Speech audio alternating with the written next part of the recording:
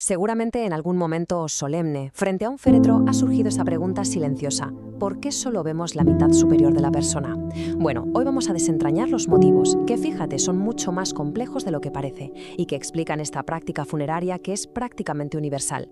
Es una estampa que, nos resulta muy familiar, ¿verdad? Se ve el rostro, los hombros, el torso, pero la parte de abajo del féretro siempre está cerrada. ¿Por qué? ¿Por qué se hace siempre así? Y aquí es donde empieza lo interesante, porque lejos de ser un simple capricho estético o una tradición sin más, esta costumbre es en realidad una solución muy pensada a una serie de problemas y problemas muy reales además. Es el resultado de una mezcla de factores que vamos a empezar a explorar ya mismo. Muy bien, pues vamos a meternos de lleno en la primera capa de esta explicación. Y esto tiene que ver con la ciencia, con la biología pura y dura. Hablamos de los cambios físicos que inevitablemente ocurren en el cuerpo después de la muerte. Es así de simple y a la vez así de contundente.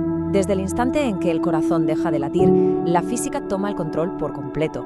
Toda la sangre y los demás fluidos, que al final son la mayor parte de nuestro cuerpo, pues dejan de circular y por pura y simple gravedad empiezan a bajar y acumularse en las zonas más bajas, o sea, en las piernas y en los pies. Claro, y las consecuencias de este edema a nivel visual son muy evidentes. Estamos hablando de una hinchazón que puede ser tremenda, hasta el punto de que los contornos normales del cuerpo se pierden. Y si a eso le sumamos los cambios de color de la piel y la famosa rigidez cadavérica que puede dejar las articulaciones fijas en posturas poco naturales, el resultado es un proceso totalmente natural, sí, pero visualmente es muy, muy chocante. Y este detalle lo deja todo mucho más claro, ¿verdad? Por culpa de esa hinchazón tan grande, intentar ponerle a la persona los zapatos que usaba en vida es simplemente imposible. No solo eso, es que se podrían dañar los tejidos. Así que al final la solución más lógica, la más práctica y también la más respetuosa es, pues no enseñar esa parte del cuerpo. Así de sencillo. Bueno, dejamos atrás la parte más biológica para meternos en un terreno que es igual de importante, si no más. El impacto que todo esto tiene en la mente de los que se quedan, de los seres queridos. O sea, ¿cuál es la razón psicológica detrás de esta costumbre? Fijaos en esta frase, porque es absolutamente clave para entender todo esto. La presentación del cuerpo en un velatorio, en realidad, no es para la persona que se ha ido, es para los que se quedan. Es para ayudar a sus seres queridos a empezar a procesar la pérdida.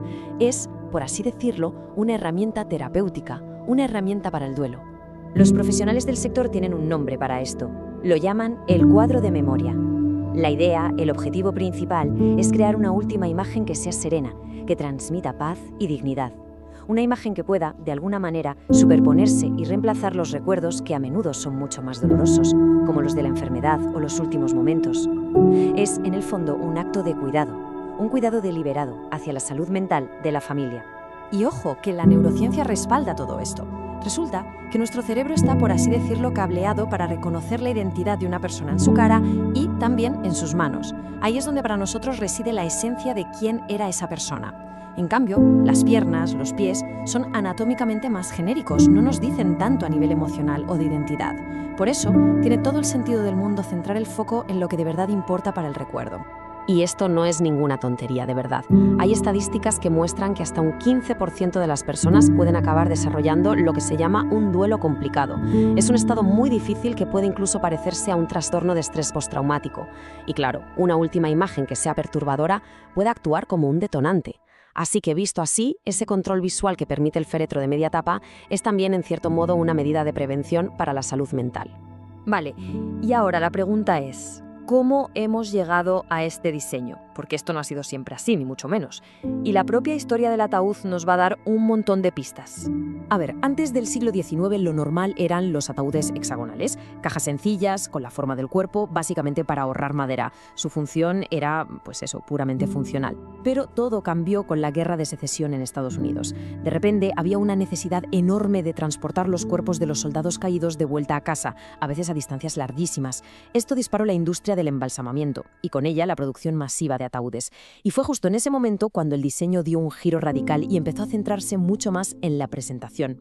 Así que aquí está el punto clave, la gran diferencia. Se pasó de un ataúd que era solo una herramienta útil a un féretro pensado para la presentación. La forma se hizo rectangular, que da una sensación como más solemne, y la tapa se partió en dos para permitir justo esa visión parcial. Y esto refleja a la perfección un cambio de mentalidad brutal. El objetivo ya no era solo enterrar un cuerpo, sino ayudar a recordar a una persona. Y es que hasta el lenguaje cambió para acompañar esta nueva idea. En inglés, por ejemplo, la industria funeraria empezó a popularizar la palabra casket, que en realidad significaba joyero, en vez de la palabra tradicional coffin, que es ataúd. El mensaje era clarísimo. Se quería cambiar por completo la percepción. El cuerpo ya no eran solo restos, sino un recuerdo valioso que se guardaba en una especie de cofre especial. Bueno, y ya estamos llegando al final, a ese punto donde todas las piezas del puzzle encajan. Vamos a juntarlo todo, la biología, la psicología, la historia e incluso la economía, para tener por fin la imagen completa. Si lo resumimos, vemos que todo se apoya en 4 grandes pilares. Primero, el pilar biológico. Ocultar los efectos, poco estéticos de los procesos naturales tras la muerte. Segundo, el pilar psicológico. Proteger a los seres queridos y ayudar a forjar un recuerdo en paz. Tercero, el histórico. Es que es la evolución lógica de la propia industria funeraria.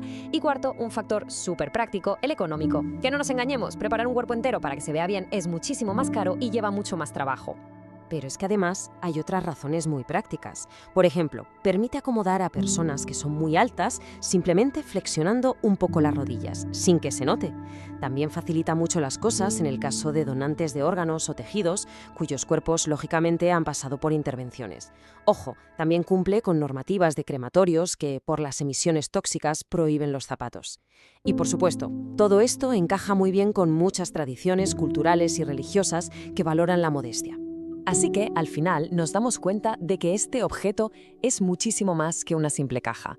Es una herramienta cultural y una muy sofisticada, por cierto. Funciona como una especie de mediador, como un filtro que nos ayuda a enfrentarnos a la realidad de la muerte de una forma más controlada, más digna y, por encima de todo, más humana.